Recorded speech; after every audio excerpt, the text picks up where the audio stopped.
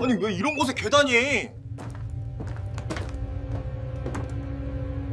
재벌가의 막내인 지훈, 회장인 할아버지가 돌아가시자 고작 강원도 산골에 폐가만 상속받고 집에서 쫓겨났죠. 그런 지훈은 폐가를 둘러보다 벽난로에서 이상한 소리를 듣는데 띠리릭 띠리릭 분명 기계음이었습니다. 어렸을 때 사고로 청각 과민증을 얻은 지훈은 확실히 그 소리를 들었죠. 그 소리를 따라갔더니 비밀 통로로 이어지는 계단이 있지 뭡니까? 설마 하는 마음에 그 안으로 들어간 지훈은 경악했습니다. 안에는 50평 규모의 비밀 지하 연구소와 특수구조 차량 불사조가 있었죠. 그리고 지훈은 할아버지의 일기장을 보고는 할아버지가 남긴 유산의 진짜 의미를 깨닫게 되죠. 과연 할아버지가 지훈에게 무엇을 남겼는지, 그리고 그로부터 역전되는 지훈의 인생을 지켜봐 주세요. 이야기 시작하겠습니다.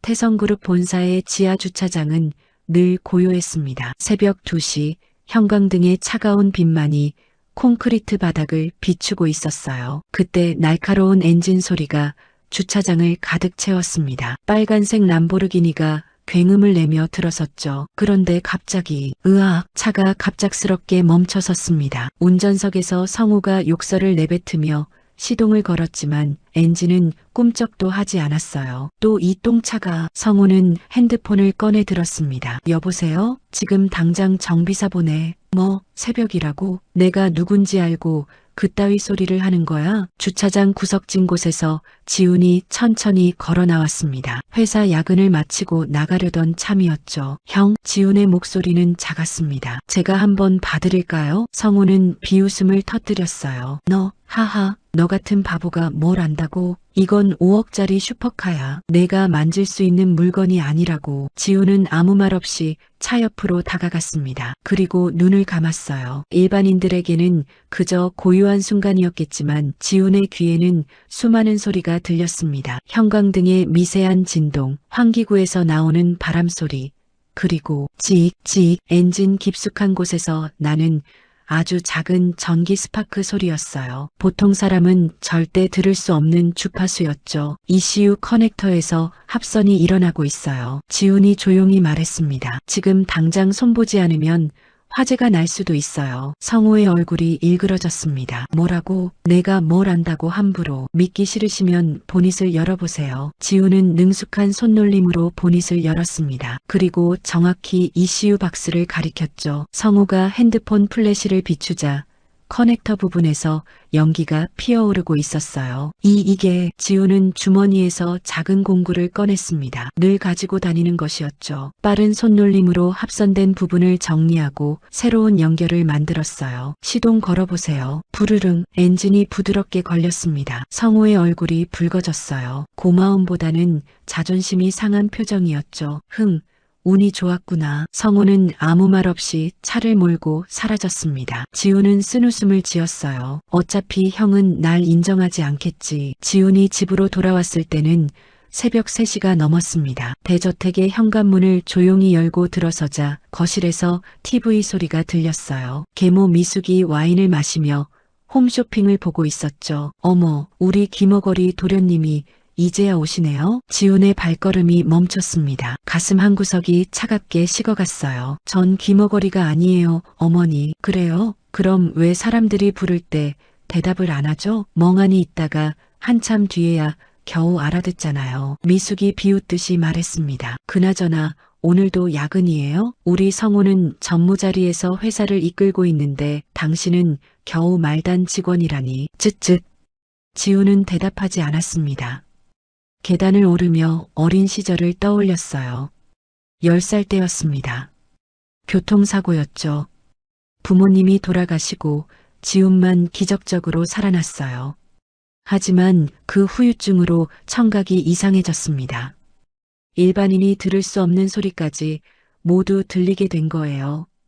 교실에서는 형광등 소리, 에어컨 소리, 옆반 아이들의 속삭임까지 모든 게 한꺼번에 들렸습니다. 너무 괴로워서 귀를 막고 있으면 선생님은 왜 대답을 안 하냐고 혼내셨죠. 지훈이는 왜 이렇게 둔해?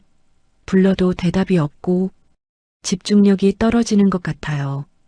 병원에 가보셔야 할 것 같은데요. 어른들의 수군거림이 지훈의 예민한 귀를 더욱 괴롭혔습니다. 그때 할아버지만이 지훈의 비밀을 알아챘어요. 지훈아, 넌 특별한 능력을 가진 거란다. 할아버지의 서재에서 지훈은 눈물을 흘렸습니다. 전 괴물이에요, 할아버지. 다른 사람들과 달라요. 아니야. 넌 축복받은 아이야. 기계의 목소리를 들을 수 있는 특별한 귀를 가졌구나. 할아버지는 지훈에게 기계를 다루는 법을 가르쳤습니다. 기계도 살아있단다. 아플 때 신음하고 고장나기 전에 도움을 요청해. 내 귀는 그 소리를 들을 수 있어. 지훈은 할아버지와 함께하는 시간이 가장 행복했어요. 비밀 작업실에서 온갖 기계를 만지며 처음으로 자신의 능력이 저주가 아닌 선물임을 깨달았죠. 하지만 다른 가족들에게는 여전히 둔한 아이로 남아야 했습니다. 쟤는 상속받을 자격이 없어. 미숙이 성우에게 속삭이는 소리가 들렸어요. 귀머거리 바보가 무슨 경영을 하겠어? 걱정 마세요, 어머니. 성우의 목소리에는 자신감이 넘쳤죠. 할아버지도 알고 계실 거예요. 진짜 후계자가 누구인지. 2주 후 할아버지가 돌아가셨습니다. 장례식장은 수많은 조문객으로 붐볐어요. 정재계 인사들이 줄을 이었죠. 하지만 지훈의 귀에는 그들의 진짜 속마음이 들렸습니다. 드디어 늙은이가 갔군. 이제 누가 후계자가 될까? 당연히 박성우 전무지. 저 바보 동생은 안 되고. 지훈은 할아버지의 영정 앞에서 조용히 눈물을 흘렸습니다. 할아버지, 저만 아는 비밀을 간직한 채 가시는군요. 그때 미숙이 다가왔어요. 울기는 어차피 당신한테 돌아갈 건 없을 텐데. 그녀의 목소리에는 승리감이 묻어났죠. 유언장이 공개되는 날이었습니다. 태성그룹 본사 회의실에 가족들이 모였어요.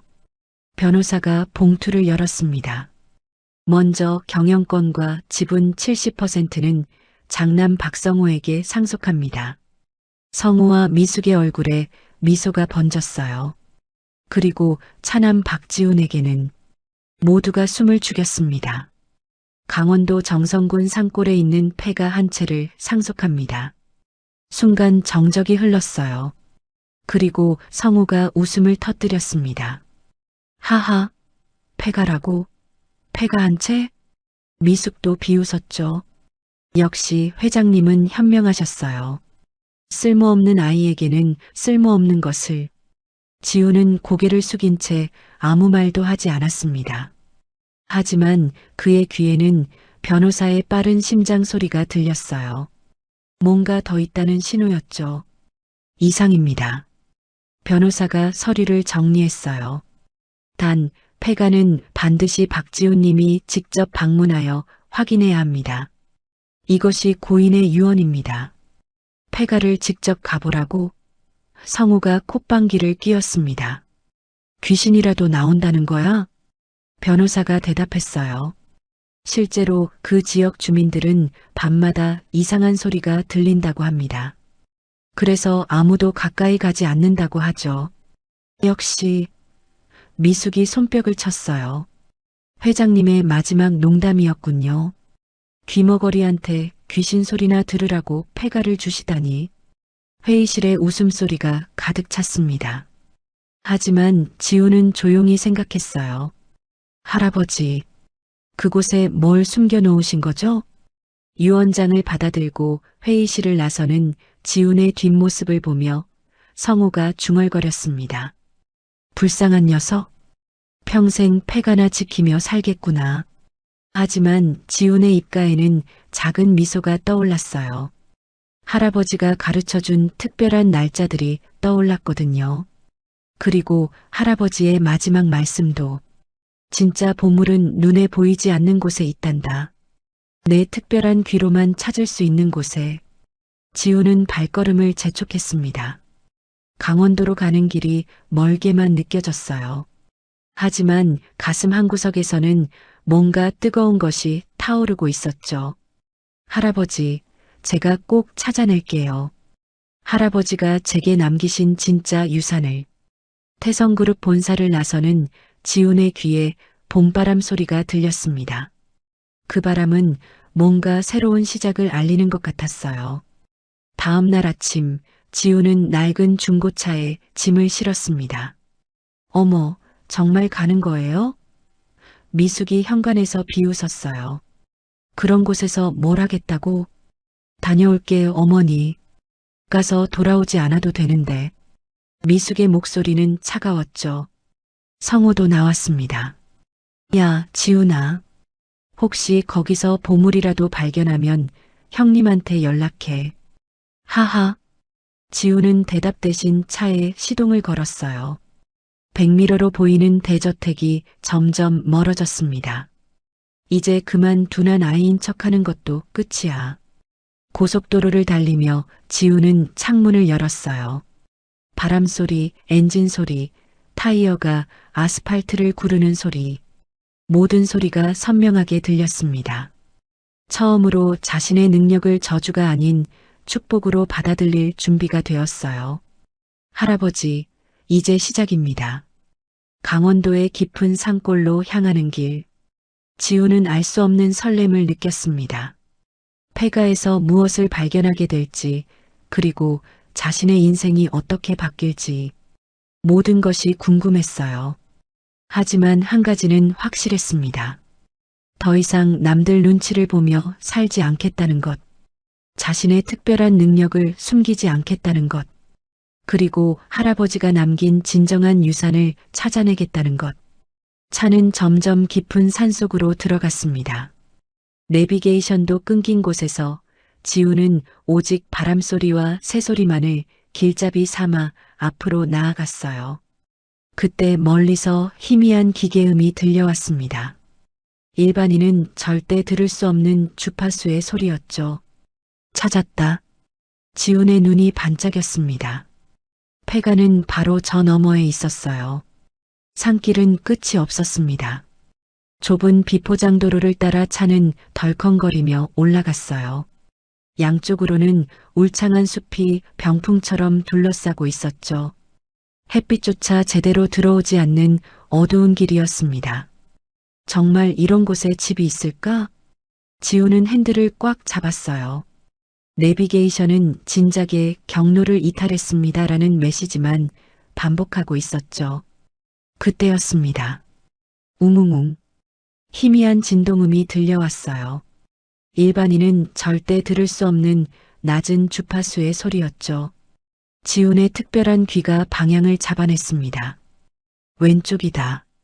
거의 보이지 않는 샛길로 차를 돌렸어요. 잡초가 무성한 길을 10분쯤 더 가자 드디어 낡은 철문이 나타났습니다. 정성군 산골 폐가, 녹슨 문패가 간신히 읽혔어요. 지훈이 차에서 내리자 찬바람이 볼을 스쳤습니다. 4월인데도 이곳은 겨울 같았어요. 철문은 삐걱거리며 열렸습니다. 그리고 저 멀리, 저게 폐가? 지훈의 눈이 커졌어요. 생각보다 큰 2층 벽돌집이었습니다. 하지만 지붕은 곳곳이 무너져 있었고 창문은 깨져 있었어요. 담쟁이 덩굴이 집 전체를 뒤덮어 마치 살아있는 괴물 같았죠. 젊은이, 갑작스러운 목소리에 지훈이 깜짝 놀랐습니다. 돌아보니 지팡이를 짚은 노인이 서 있었어요. 이 이장님이신가요? 그래, 최덕수 이장이야. 자네가 박 회장 손자라는 사람인가? 덕수의 눈빛은 걱정스러워 보였어요. 네, 박지훈입니다. 할아버지가 이 집을 제게. 그 양반이 왜 하필? 덕수가 고개를 저었습니다. 자네, 이 집에 대해 들은 게 있나? 귀신이 나온다고요? 귀신이면 차라리 나았지. 덕수의 목소리가 떨렸어요. 밤마다 이상한 울림이 들려 땅속에서 올라오는 것 같은 무서운 소리가 말이야. 지훈의 가슴이 두근거렸습니다. 기계음이다. 할아버지가 뭔가를 숨겨놓으신 게 틀림없어. 그래도 들어가 보셔야죠. 지훈이 대답했어요. 자네 정말 괜찮겠나? 이 마을 사람들은 아무도 가까이 가지 않아. 작년에는 도둑이 들었다가 혼비백산해서 도망갔다네. 걱정 마세요. 전 괜찮을 거예요.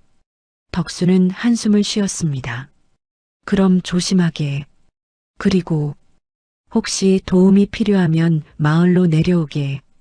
여기서 2km쯤 내려가면 우리 마을이야. 감사합니다, 이장님. 덕수가 떠난 뒤 지우는 집으로 향했어요. 현관문을 밀자 먼지가 풀풀 날렸습니다. 콜록콜록. 거미줄과 먼지로 가득한 내부가 드러났어요. 하지만 이상했습니다. 폐가치고는 가구들이 그대로 있었거든요.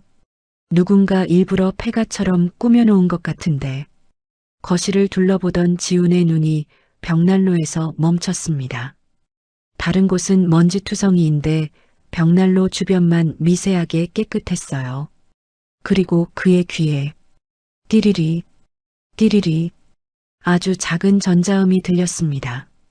벽난로 뒤쪽에서 나는 소리였죠. 지훈은 벽난로를 자세히 살폈어요. 그러다 벽돌 사이에서 작은 틈을 발견했습니다. 손가락을 넣어 벽돌을 빼내자 터치패드, 최신식 디지털 도어락이 숨겨져 있었어요. 할아버지. 지훈은 떨리는 손으로 숫자를 입력했습니다. 할아버지가 가르쳐준 특별한 날짜들, 할머니 기일, 아버지 생일, 그리고 삐빅. 안 되나? 다시 생각했어요. 할아버지와의 추억을 하나하나 떠올렸죠. 그러다 문득 기억났습니다. 우리가 처음 만난 날, 부모님 장례식 다음 날, 할아버지가 지훈을 안아주던 날짜였어요. 띠링, 쿵쿵쿵. 무거운 기계음과 함께 벽난로 전체가 옆으로 밀렸습니다. 그 너머로 계단이 나타났어요. 지훈의 심장이 미친 듯이 뛰었습니다. 뭐야 이게. 계단을 내려가자 센서 등이 자동으로 켜졌어요. 복도는 놀라울 정도로 깨끗했습니다. 온도와 습도가 완벽하게 조절되고 있었죠. 복도 끝에는 거대한 철문이 있었어요. 지훈이 다가가자 철문이 자동으로 열렸습니다. 그리고 헉! 지훈은 입을 다물 수 없었어요. 50평은 좋게 넘어 보이는 거대한 지하 연구소였습니다. 한쪽 벽면에는 수십 대의 모니터가 있었고 다른 쪽에는 각종 공구와 기계들이 정리되어 있었어요. 하지만 가장 놀라운 건 중앙에 있는 것이었습니다. 이게 차야? 검은색 특수 차량이 위용을 자랑하고 있었어요. 일반 SUV보다 훨씬 크고 단단해 보였죠. 차체에는 불사조라는 글자가 새겨져 있었습니다. 지훈이 차에 다가가자 헤드라이트가 켜졌어요. 안녕하세요, 박지훈님. 기계음성이 흘러나왔습니다. 말을 해? 저는 박 회장님이 10년간 개발한 특수 구조 차량 불사조입니다. 음성 인식이 완료되었습니다. 이제부터 박지훈님의 명령에만 반응합니다. 지훈은 떨리는 다리로 책상으로 향했어요. 거기엔 낡은 일기장이 놓여 있었죠. 첫 장을 펼치자 할아버지의 글씨가 보였습니다. 사랑하는 손자 지훈에게. 눈물이 핑 돌았어요. 내가 이 글을 읽고 있다면 내 선택이 옳았다는 뜻이겠구나. 지훈아, 미안하다. 너를 폐가 상속자로 만들어서. 하지만 이것만이 내 능력을 지키는 유일한 방법이었어. 지훈은 계속 읽었습니다. 태성그룹은 겉으로는 대기업이지만 이면에는 많은 비리가 있다. 나는 그것을 바로잡고 싶었지만 내 몸이 따라주지 않았지. 그래서 준비했다. 너를 위해. 페이지를 넘기자 더 놀라운 내용이 나왔어요. 내 형 성우와 한미숙은 이미 회사 자금을 빼돌리고 있다. 증거는 모두 이곳에 있다. 하지만 지금은 때가 아니야. 넌 먼저 내 능력을 인정받아야 해. 더 이상 숨기지 말고. 할아버지. 눈물이 볼을 타고 흘러내렸어요. 불사조는 내가 너를 위해 만든 것이다. 내 특별한 청각과 함께라면 그 어떤 재난 현장에서도 생명을 구할 수 있을 거야. 소리로 생존자를 찾고 위험을 감지하고 기계를 다루는 내 능력은 축복이란다. 마지막 페이지였습니다. 지훈아, 진정한 힘은 남을 지배하는 게 아니라 남을 돕는 데서 나온다. 내 형은 회사를 원하지만 너에겐 더 큰 것을 준비했어. 사람의 생명을 구하는 진짜 영웅이 되어라. 그리고 때가 되면 이 모든 진실이 밝혀질 거다. 추신, 파일 캐비닛 안에 있는 서류를 잘 보관해라. 그것이 진짜 유산이다. 지훈은 파일 캐비닛을 열었어요. 수백 개의 서류철이 가득했죠. 태성그룹의 비리 증거들이었습니다. 뇌물, 횡령, 탈세. 그리고 맨 아래에는 또 다른 봉투가 있었어요. 숨겨진 유언 조항. 떨리는 손으로 봉투를 열었습니다. 만약 현 경영진이 중대한 범죄를 저지를 경우 모든 경영권은 자동으로 박지훈에게 이전된다. 이런. 그때였어요. 웅웅웅웅. 갑자기 연구소 전체가 진동하기 시작했습니다. 모니터들이 일제히 켜졌어요. 경고, 경고, 침입자 감지. 화면에는 집 주변에 CCTV 영상이 떴습니다. 검은 양복을 입은 남자들이 집으로 들어오고 있었어요. 벌써? 지훈은 직감했습니다. 형이 뭔가 눈치챈 것 같았어요. 불사조, 시동 걸 수 있어? 명령을 기다리고 있었습니다. 부르릉. 엔진음이 지하 공간을 가득 채웠어요. 일반 차와는 차원이 다른 파워였죠. 지훈은 서류를 재빨리 챙겼습니다. 그리고 불사조에 올라탔어요. 비상 탈출로가 있어? B2 통로를 이용하세요. 2km 떨어진 숲에서 나갈 수 있습니다. 지훈이 엑셀을 밟자 거대한 벽이 열렸어요. 어두운 터널이 나타났죠. 할아버지, 정말 대단하세요. 터널을 질주하며 지훈은 생각했어요. 이제 더 이상 도망치지 않을 거라고. 숨지도 않을 거라고. 10분 후 불사조는 숲속으로 튀어나왔습니다. 지훈은 차를 세우고 뒤를 돌아봤어요. 멀리서 연기가 피어오르고 있었죠. 폐가에 불을 질렀구나. 하지만 이미 중요한 건 모두 가져왔어요. 그리고 지하 연구소는 특수 설계로 안전할 겁니다. 핸드폰이 울렸어요. 여보세요? 이 새끼, 뭘 가져간 거야? 성우의 고함 소리였습니다. 형, 무슨 일이에요? 시침이 떼지 마. 폐가에 뭐가 있었어? 당장 말해. 글쎄요. 전 아무것도 못 찾았는데요. 지훈이 침착하게 대답했어요. 형이 보낸 사람들이 불까지 질러서 그냥 나왔어요. 뭐? 불? 난 그런 명령 한 적 없어. 전화가 끊겼습니다. 지훈은 작게 웃었어요. 이제 시작이었죠. 불사조의 계기판이 푸른빛으로 빛났습니다. 각종 특수 장비들이 대기 상태를 표시하고 있었어요. 불사조 가장 가까운 마을이 어디지? 2km 남쪽에 청송마을이 있습니다. 인구 200명의 작은 마을입니다. 그곳으로 가자. 지훈은 엑셀을 밟았어요. 할아버지의 일기장이 가슴팍에서 따뜻하게 느껴졌습니다. 이제 진짜 삶이 시작되는 것 같았어요. 할아버지, 지켜봐 주세요. 할아버지가 바라신 대로 살아갈게요. 불사조는 어둠을 가르며 달렸습니다. 마치 진짜 불사조가 날개를 펴고 날아오르는 것처럼. 그리고 지훈의 특별한 귀에는 이미 들리고 있었어요. 저 멀리 마을에서 들려오는 사람들의 평화로운 소리가 곧 그들과 만나게 될 거예요. 더 이상 귀머거리 바보가 아닌 특별한 능력을 가진 박지훈으로서 아침 햇살이 청송마을을 비추고 있었습니다. 지훈이 마을에 자리 잡은 지 일주일이 지났어요. 폐가는 여전히 그대로였지만 지하 연구소는 안전했죠. 매일 밤 그곳에서 불사조를 점검하고 낮에는 마을을 돌아다녔습니다. 젊은이 또 왔구먼. 덕수 이장이 반갑게 맞아주었어요. 처음엔 경계하던 마을 사람들도 이제는 조금씩 마음을 열고 있었죠.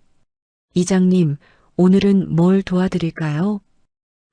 매일 이렇게 찾아와 주니 고맙지. 근데 오늘은 큰일이야. 김씨네 경운기가 또 고장났다네. 지훈의 눈이 빛났어요. 제가 한번 봐도 될까요? 자네가 도시 사람이 농기계를 안다고?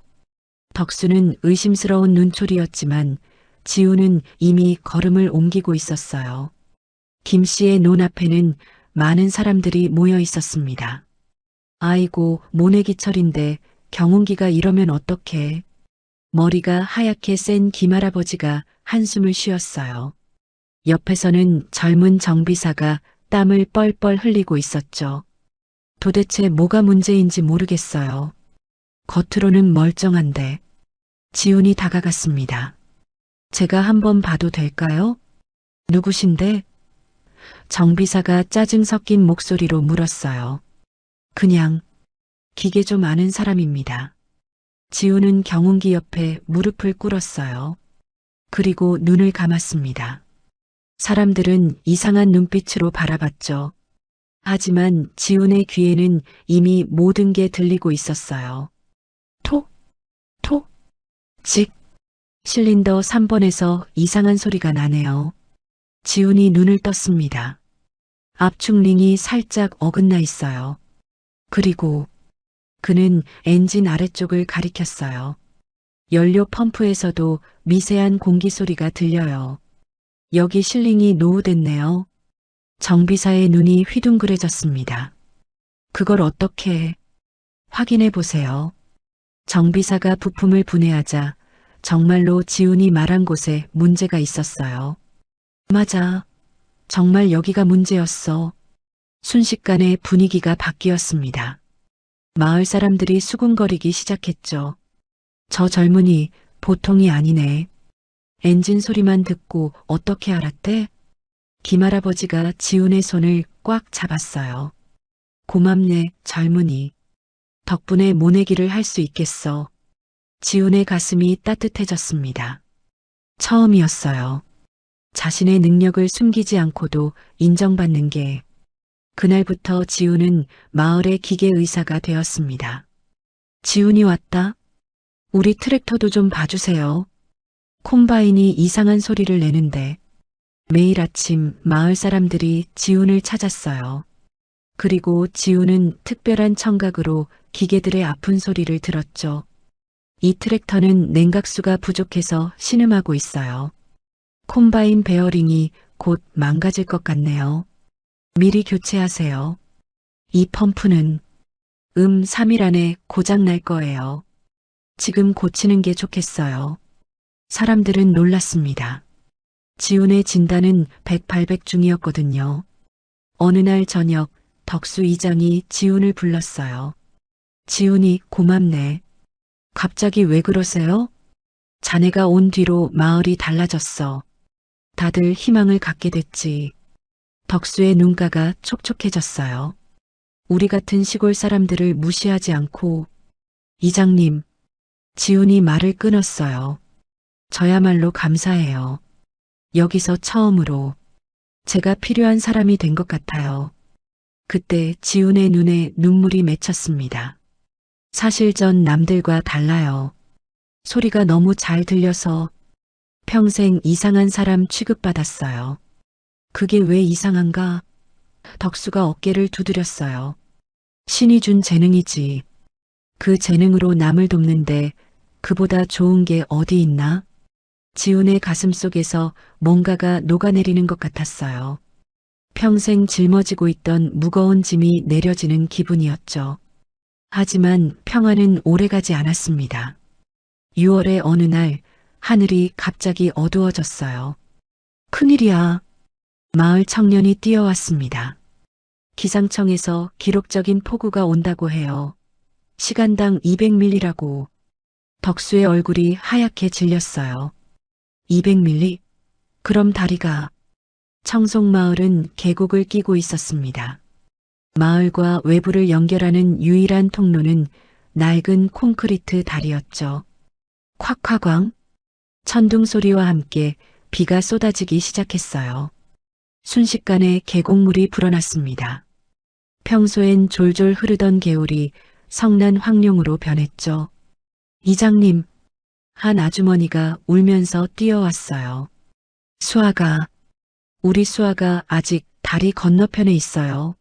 학원에서 오는 길인데 덕수의 얼굴이 사색이 되었습니다. 수아는 그의 손녀였어요. 12살짜리 초등학생이었죠. 지금 다리를 건너는 건 자살행위야. 한 주민이 말했어요. 물이 너무 빨라. 쿵. 그때 무시무시한 소리가 났습니다. 다리의 일부가 무너진 거예요. 안 돼. 덕수가 무릎을 꿇었습니다. 수아야. 우리 수아. 지훈의 가슴이 철렁 내려앉았어요. 하지만 그의 귀에는 들렸습니다. 저 멀리 빗소리와 물소리 사이로 도와주세요. 무서워요. 소녀의 울음소리였어요. 수아가 살아있어요. 지훈이 외쳤습니다. 다리 건너편 바위 뒤에 숨어 있어요. 뭐라고? 어떻게 알아? 하지만 지훈은 이미 뛰어가고 있었어요. 기다려요. 제가 데려올게요. 5분 후 지훈은 불사조 앞에 서 있었습니다. 재난구조 모드 가동해. 재난구조 모드 가동합니다. 현재 기상상황 폭우경보. 하천 수위 위험 수준. 지훈이 운전석에 올라탔어요. 방수 실드 작동. 최대 출력으로 설정. 웅웅웅. 불사조가 포효했습니다. 특수 설계된 차체가 푸른빛으로 빛났죠. 지훈은 엑셀을 밟았어요. 불사조가 폐가를 빠져나와 마을로 향했습니다. 마을 입구에는 사람들이 모여 있었어요. 저게 뭐야? 무슨 탱크 같은데. 지훈이 창문을 열었습니다. 비켜주세요. 수아를 구하러 갑니다. 덕수가 달려왔어요. 지훈아, 위험해. 물살이 너무 세다고. 이장님. 지훈의 눈빛이 단호했어요. 저를 믿어주세요. 반드시 수아를 데려올게요. 그리고 다시 창문을 닫았습니다. 불사조 하천 진입 준비. 경고. 현재 유속 초속 15m. 일반 차량 진입 불가능 수준입니다. 알아. 하지만 넌 일반 차량이 아니잖아. 지훈이 깊게 숨을 들이쉬었어요. 그리고 쾅! 불사조가 물속으로 뛰어들었습니다. 차체가 심하게 흔들렸어요. 거대한 물살이 불사조를 덮쳤지만 특수 설계된 차체는 끄떡없었죠. 지훈은 눈을 감았습니다. 오직 소리에만 집중했어요. 물소리, 바람소리, 그리고 엄마, 아빠. 수아의 목소리가 점점 가까워졌어요. 저기다. 지훈이 핸들을 돌렸습니다. 불사조가 방향을 틀어 바위를 향했죠. 바위 뒤에 작은 소녀가 웅크리고 있었어요. 온몸이 물에 젖어 떨고 있었죠. 수아야. 지훈이 차에서 뛰어내렸습니다. 허리까지 차오른 물이 그를 덮쳤어요. 아저씨, 괜찮아. 아저씨가 구해줄게. 지훈이 수아를 안아들었어요. 그런데 쿠르릉 산사태였습니다. 위쪽에서 흙과 바위가 쏟아져 내렸어요. 안 돼. 지훈은 온 힘을 다해 불사조로 뛰었습니다. 수아를 차에 태우고 자신도 올라탔죠. 긴급 회피. 불사조가 순간적으로 가속했어요. 쾅! 바위가 방금까지 있던 자리를 덮쳤습니다. 후! 가까웠어. 하지만 위기는 끝나지 않았어요. 돌아가는 길에 다리가 완전히 무너져 있었거든요. 어떻게 건너지? 그때 지훈의 눈에 뭔가가 보였습니다. 무너진 다리 옆에 오래된 철골이 남아 있었어요. 폭은 겨우 3m. 불사조가 간신히 지나갈 수 있는 넓이였죠. 수아야, 꽉 잡아. 네.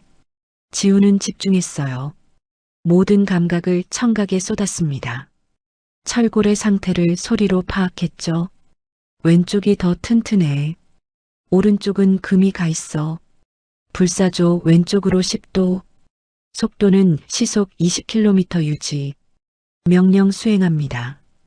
불사조가 천천히 철골 위로 올라갔어요. 삐걱, 삐걱. 철골이 신음했습니다. 하지만 지우는 소리로 알았어요. 아직 버틸 수 있다는 걸. 조금만 더. 드디어 불사조가 철골을 통과했어요. 마을 사람들이 환호성을 질렀습니다. 성공했다. 수아가 살았어. 차 문이 열리자 덕수가 달려왔어요.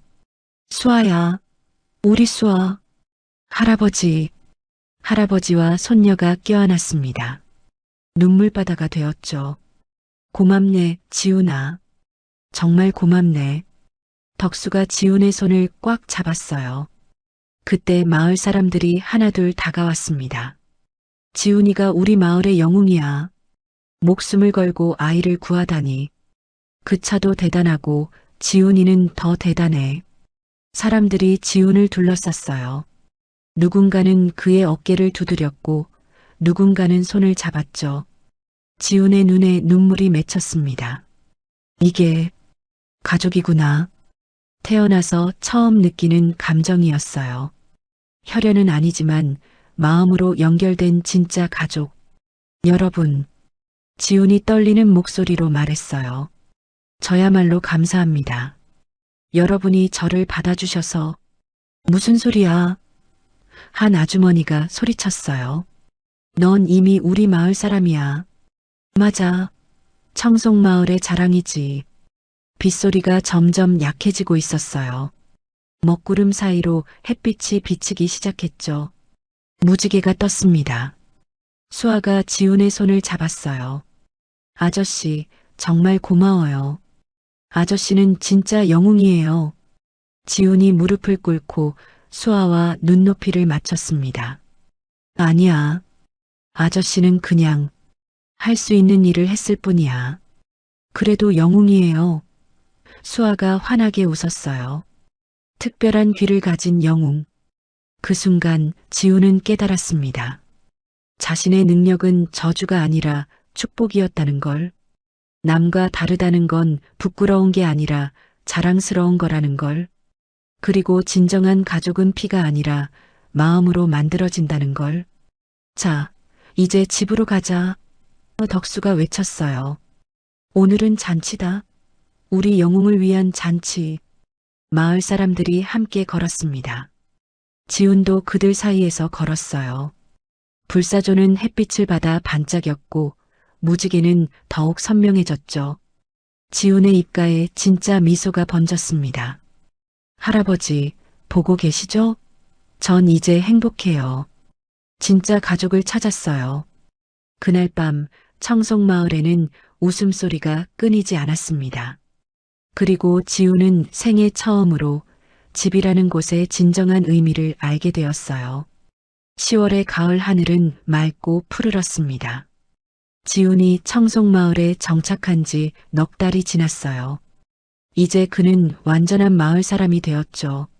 매일 아침 마을 회관에서 어르신들과 차를 마시고 농번기에는 함께 일손을 도왔습니다.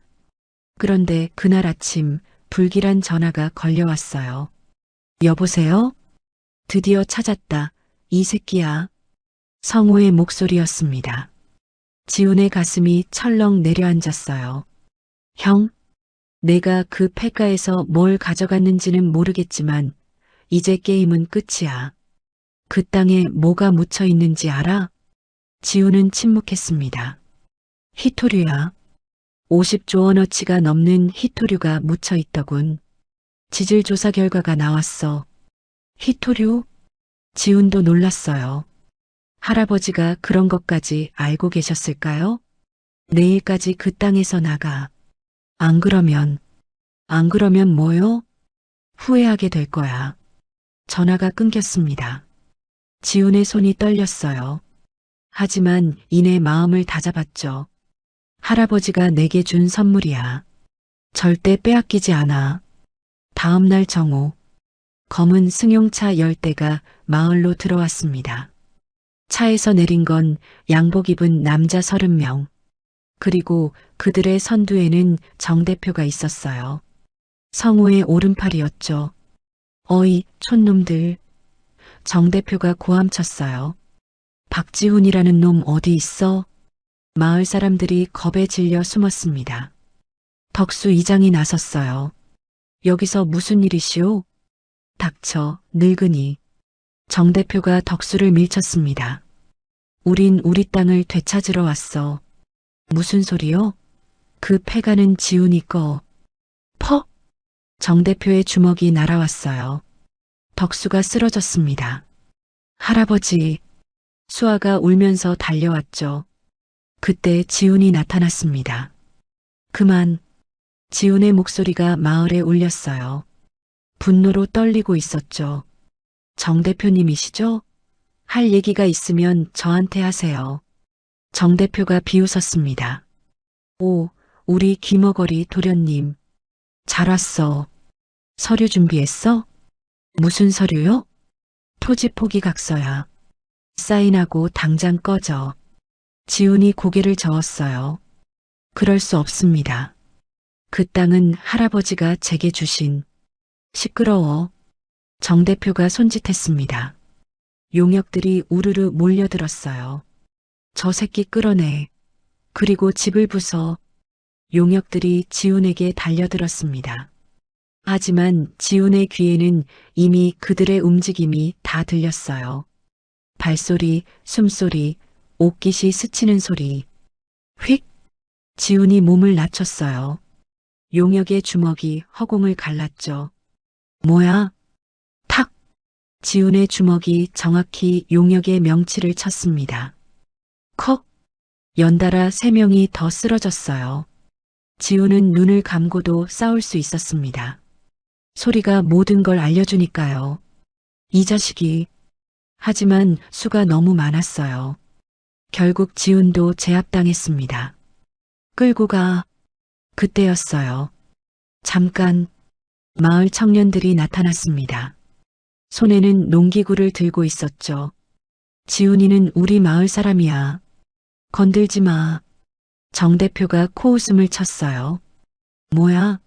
촌놈들이 덤비겠다고? 그래. 한 청년이 외쳤어요. 지훈이는 우리 식구야. 우린 식구를 버리지 않아. 순간 지훈의 눈에서 눈물이 흘렀습니다. 이 사람들이 날 위해. 좋아, 다 때려 눕혀. 양측이 부딪히려는 순간 붕. 갑자기 이상한 소리가 났어요. 하늘에서 뭔가가 떨어졌습니다. 철퍼덕, 철퍼덕. 으악, 뭐야 이거. 진흙이었어요. 하늘에서 진흙 폭탄이 쏟아졌습니다. 위를 봐. 누군가 소리쳤어요. 지훈이 만든 특수 드론이 하늘을 날고 있었습니다. 고압 펌프로 진흙을 쏘고 있었죠. 젠장, 후퇴해. 용역들이 진흙 세례를 맞으며 도망쳤어요. 정 대표도 온몸이 진흙 투성이가 되었죠. 이 자식, 두고 봐. 그들이 떠나고 마을에는 환호성이 터졌습니다. 우리가 이겼다. 지훈이 최고야. 하지만 지훈의 표정은 어두웠어요. 이게 끝이 아니야. 형은 포기하지 않을 거야. 그날 밤 지훈의 예감은 적중했습니다. 새벽 2시, 지훈의 특별한 귀가 이상한 소리를 감지했어요. 칙, 칙, 라이터 소리. 지훈이 벌떡 일어났습니다. 창밖을 내다보니 산에서 불빛이 보였어요. 안 돼. 그는 재빨리 드론을 날렸습니다. 열감지 카메라가 작동했죠. 화면에는 충격적인 장면이 나타났어요. 검은 옷을 입은 사람들이 산 곳곳에 불을 지르고 있었습니다. 방하다. 가을산은 건조했어요. 불은 순식간에 번질 게 뻔했죠. 마을이 위험해. 지훈은 뛰어나가며 소리쳤어요. 불이야. 모두 일어나세요. 산에 불이 났어요. 마을에 비상종이 울렸습니다. 사람들이 하나둘 뛰어나왔어요. 저게 뭐야? 산 중턱이 벌써 붉게 물들어 있었습니다. 불길이 빠르게 내려오고 있었죠. 대피해야 해. 그때 드론 화면에 뭔가가 잡혔어요. 헉! 열감지 카메라에 사람이 보였습니다. 불길에 갇혀 있었죠. 그리고 지훈의 귀에 살려줘. 누구 없어? 익숙한 목소리였어요. 성우 형이다. 역풍이 불면서 방화범들이 오히려 불길에 갇힌 것이었죠. 이장님, 지훈이 외쳤어요. 저 위에 사람이 갇혀 있어요. 뭐라고? 이 상황에 누가? 가해자든 피해자든 사람은 구해야죠. 지훈은 달렸습니다. 폐가의 지하 연구소로. 불사조의 엔진이 포효했어요. 화재 진압 모드 가동. 내열 실드 작동. 냉각 시스템 최대 출력. 차체가 은빛으로 변했습니다. 특수 냉각 장치가 작동하면서 차가운 안개가 피어올랐죠. 출발. 불사조가 산으로 돌진했어요. 불길이 도로를 덮쳤지만 불사조는 거침없이 전진했습니다. 냉각 시스템이 주변의 열기를 흡수했어요. 소리를 들어야 해. 지훈은 집중했습니다. 불길이 타오르는 소리, 나무가 쓰러지는 소리 사이로 여기야, 여기 있어. 왼쪽 300m, 바위 뒤에 4명이 갇혀 있었어요. 지훈이 핸들을 돌렸습니다. 불사조가 불길을 뚫고 바위로 향했죠. 형? 성우가 바위에 기대어 있었어요. 얼굴이 그을음으로 새까맸죠. 옆에는 정 대표와 부하 둘이 있었습니다. 지훈? 성우의 눈이 휘둥그레졌어요. 빨리 타요. 너. 왜? 얘기는 나중에. 쿵. 큰 나무가 쓰러졌습니다. 지훈이 성우를 끌어당겼어요. 어서. 4사람이 불사조에 올라탔습니다. 지훈은 다시 운전대를 잡았어요. 돌아가는 길이 막혔어. 성우가 떨리는 목소리로 말했죠. 알아요. 지훈의 귀에는 들렸습니다. 유일한 탈출로가 어디인지. 계곡이에요. 계곡을 따라가면 돼요. 계곡? 너 미쳤어? 거긴 절벽이야. 저를 믿으세요. 불사조가 방향을 틀었어요. 정말로 가파른 경사면이 나타났죠. 으악! 정 대표가 비명을 질렀습니다. 하지만 불사조는 놀라운 균형 감각으로 경사면을 내려갔어요. 특수 타이어가 바위를 움켜잡았죠. 쿵쿵, 쿵쿵. 차체가 심하게 흔들렸지만 무사히 계곡 바닥에 도착했습니다. 살았다. 성우가 안도의 한숨을 쉬었어요. 계곡을 따라 10분을 더 달리자 드디어 안전한 곳에 도착했습니다. 새벽 공기가 차가웠어요. 성우와 부하들은 불사조에서 내렸습니다. 다리가 후들거렸죠. 왜? 성우가 물었어요. 왜 날 구한 거야?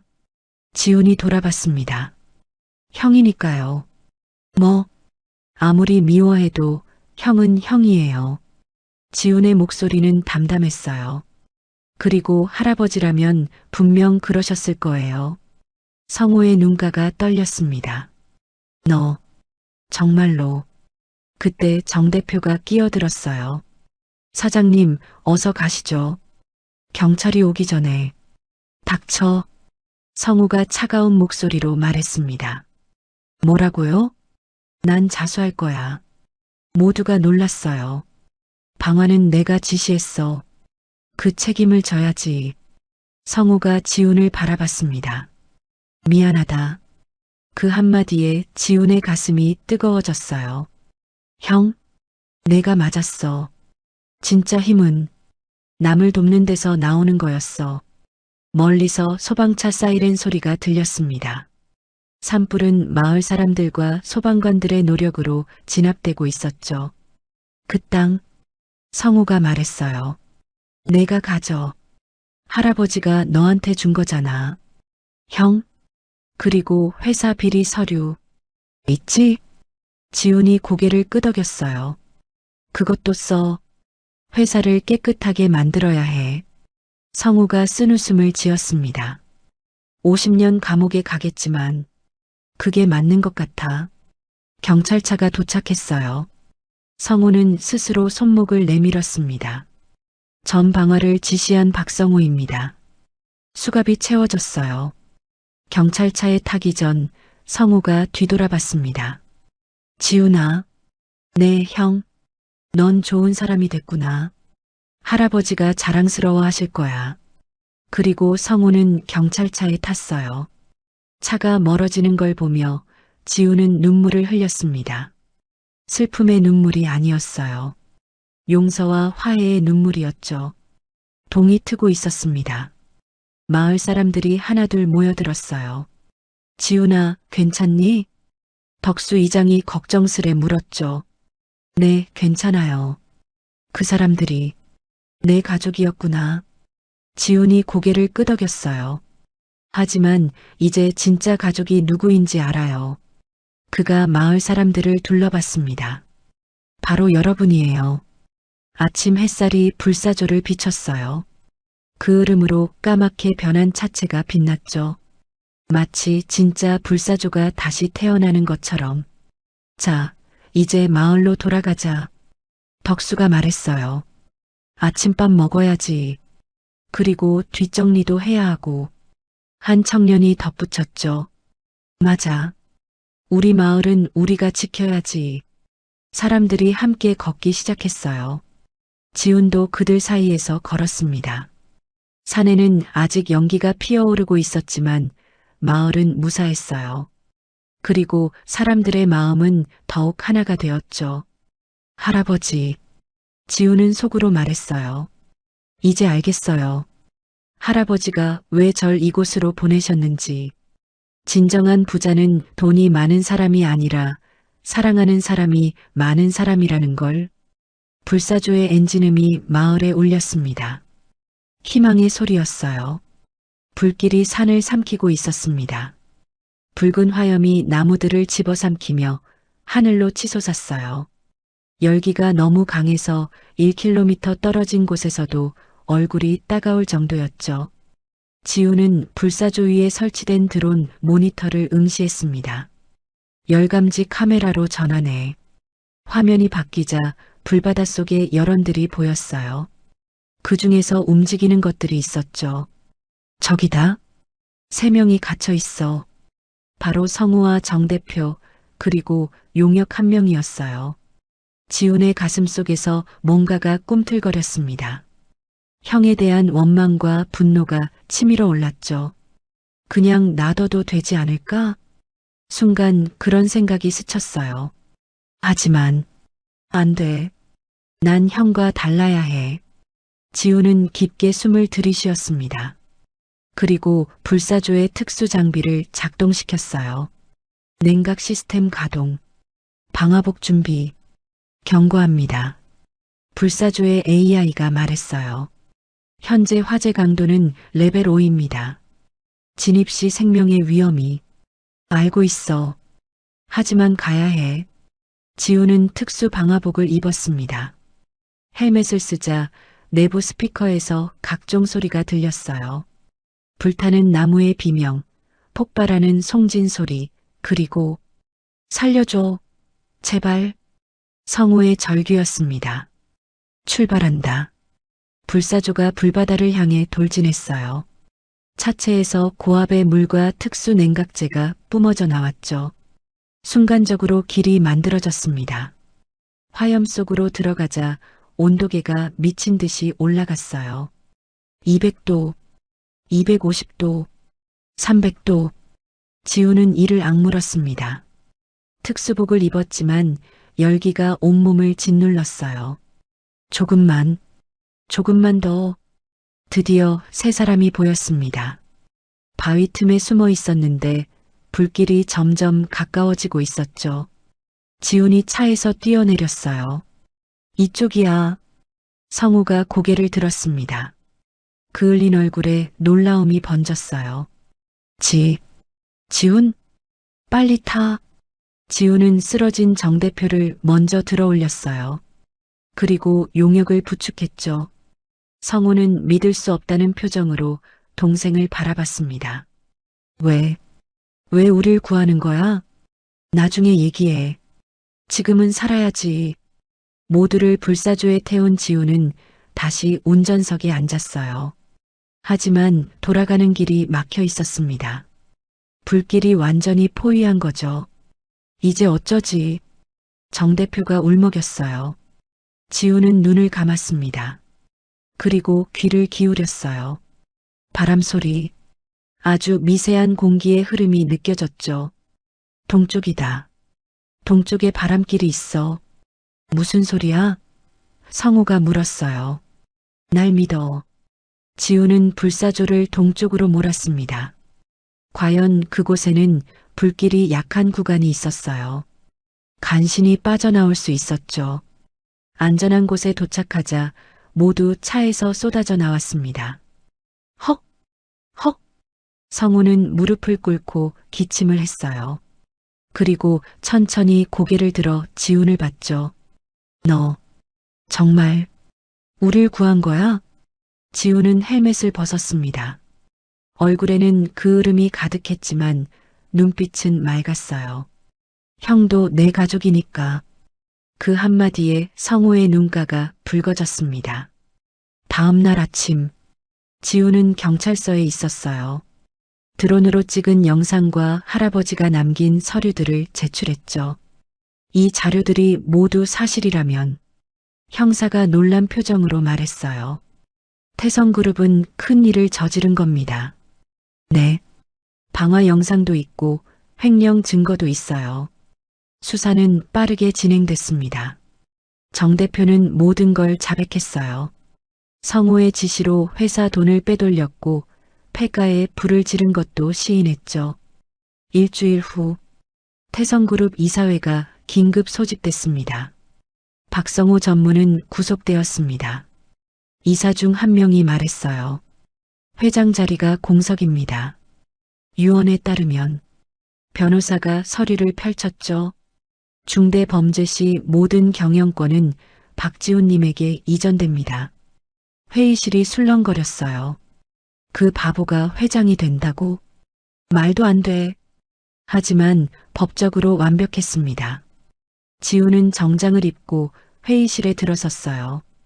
이사진들의 시선이 일제히 쏠렸죠. 박지훈 회장님, 갑자기 한 이사가 벌떡 일어났습니다. 제가 처음부터 회장님을 믿고 있었습니다. 저도요.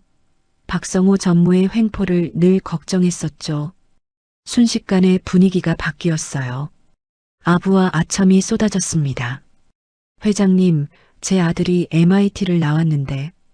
회장님, 이번 주말에 골프 한 게임 어떠신지. 지훈은 조용히 자리에 앉았습니다. 그리고 이사진들을 둘러봤어요. 이게 진짜 모습이구나. 권력 앞에서 180도 바뀌는 사람들. 할아버지가 왜 실망했는지 알 것 같았어요. 여러분, 지훈이 입을 열었습니다. 전 이 자리에 오래 있을 생각이 없습니다. 회의실이 조용해졌어요. 뭐라고요? 전 기계의 목소리를 듣는 사람이지 권력을 휘두르는 사람이 아닙니다. 지훈은 일어섰어요. 태성그룹의 경영은 전문 경영인을 모셔서 맡길 겁니다. 저는 할아버지의 뜻을 다른 방법으로 이어가려고 해요. 다른 방법이라면 태성재난구조재단을 설립하겠습니다. 이사진들이 수군거렸어요. 재단 수익은 모두 재난구조활동과 장비 개발에 쓰일 거예요. 그리고 저는 현장에서 직접 사람들을 구하는 일을 할 겁니다. 한 이사가 비웃듯이 말했죠. 회장 자리를 포기하고 구조대원이 되겠다고요? 미쳤군요. 지훈은 미소를 지었습니다.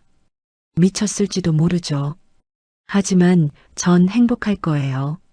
그는 회의실을 나가며 뒤돌아봤어요.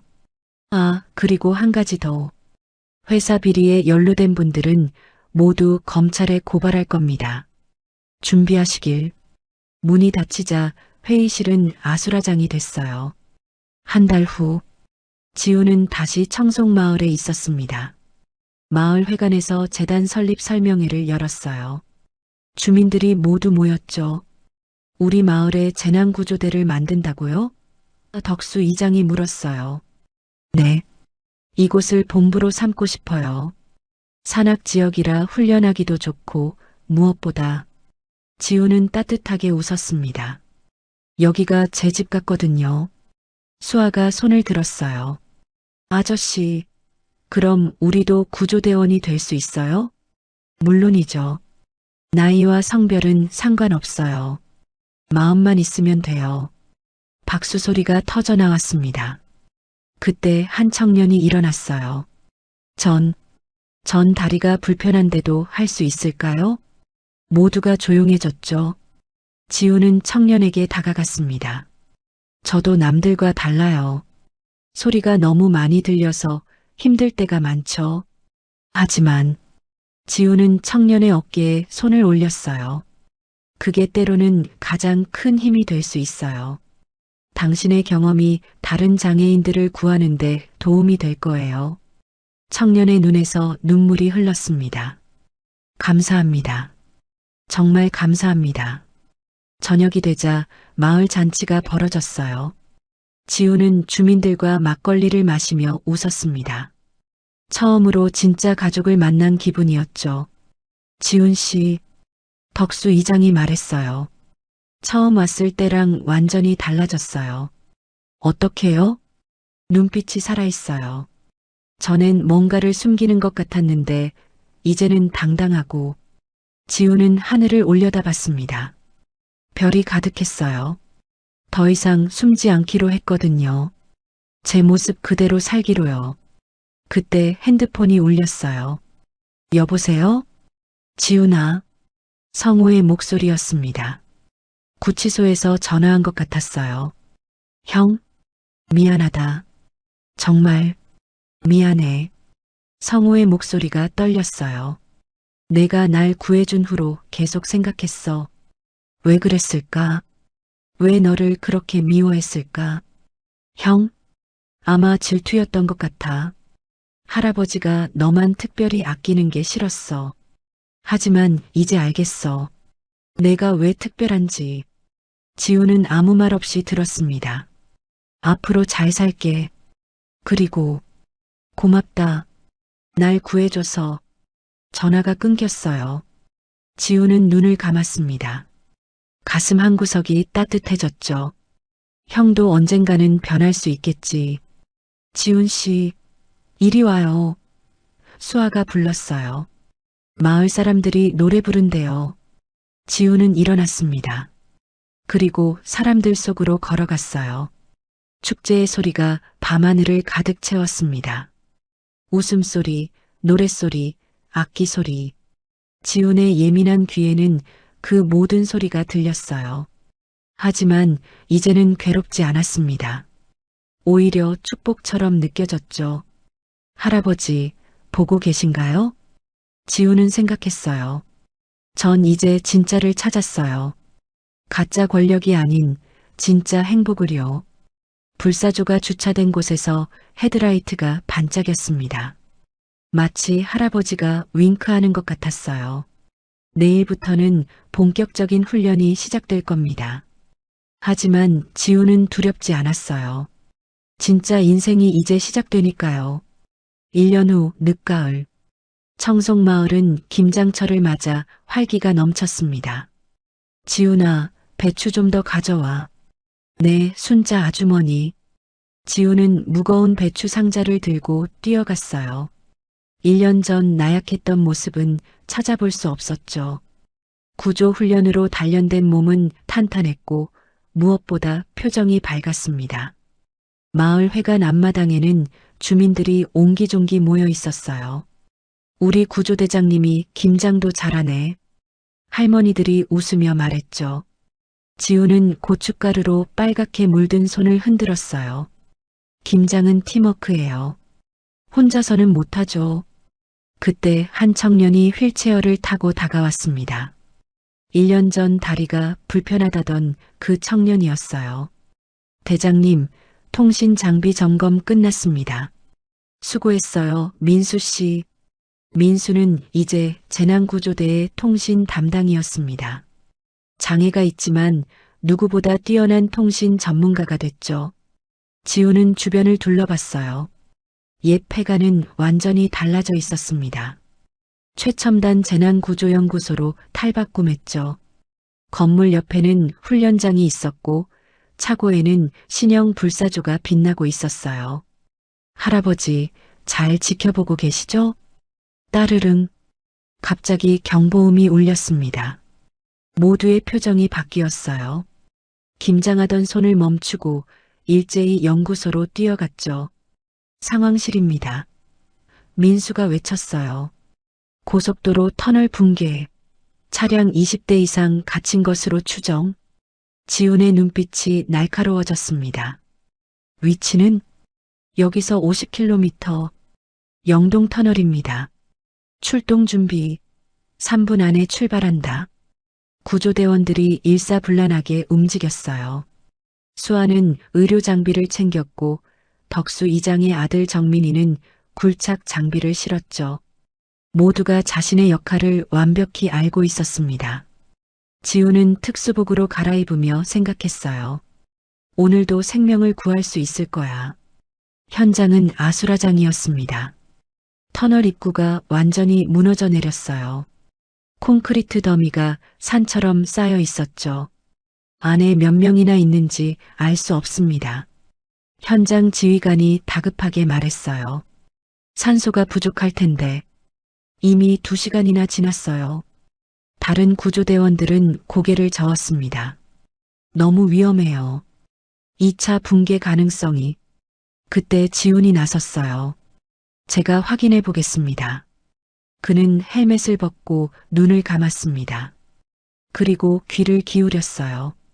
시끄러운 현장의 소음 속에서도 지훈의 특별한 귀는 다른 소리를 찾아냈습니다. 두근, 두근, 희미한 심장 소리였어요. 살아있어요. 지훈이 눈을 떴습니다. 최소 15명 이상. 동쪽 벽면 쪽에 공간이 있는 것 같아요. 뭐라고? 어떻게 그걸? 제 귀에는 아직 살아있는 사람들의 숨소리가 들립니다. 지우는 단호하게 말했어요. 동쪽에서 진입하면 됩니다. 거기가 가장 안전해요. 사람들은 반신반의했지만 지훈의 확신에 찬 모습에 작업을 시작했어요. 2시간의 사투 끝에 뚫렸다. 작은 구멍이 생겼습니다. 지훈이 먼저 들어갔어요. 어둠 속에서 손전등을 비추자 놀라운 광경이 펼쳐졌죠. 여기 있어요. 20명 넘는 사람들이 좁은 공간에 모여 있었습니다. 다행히 모두 살아 있었어요. 구조대가 왔어요. 이제 안전합니다. 사람들이 울음을 터뜨렸어요. 살았다. 우리가 살았어. 한 명씩 조심스럽게 밖으로 나왔습니다. 마지막으로 어린 소녀가 나왔어요. 소녀는 지훈의 손을 꼭 잡고 말했죠. 아저씨가 천사예요? 지훈은 미소 지었습니다. 아니야. 난 그냥 소리를 듣는 사람이야. 구조가 끝나고 연구소로 돌아왔을 때는 밤이었어요. 마을 사람들이 모두 나와서 기다리고 있었습니다. 우리 영웅들이 돌아왔다. 박수가 쏟아졌어요. 지훈은 피곤했지만 행복했습니다. 진짜 보람을 느꼈죠. 연구소 앞에 차를 세우고 내리는데 누군가 다가왔어요. 지훈아. 놀랍게도 성우였습니다. 형? 성우는 많이 변해 있었어요. 교도소에서 나온 뒤 반성하며 살고 있다고 들었죠. 뉴스 봤어. 내가 사람들을 구했다고.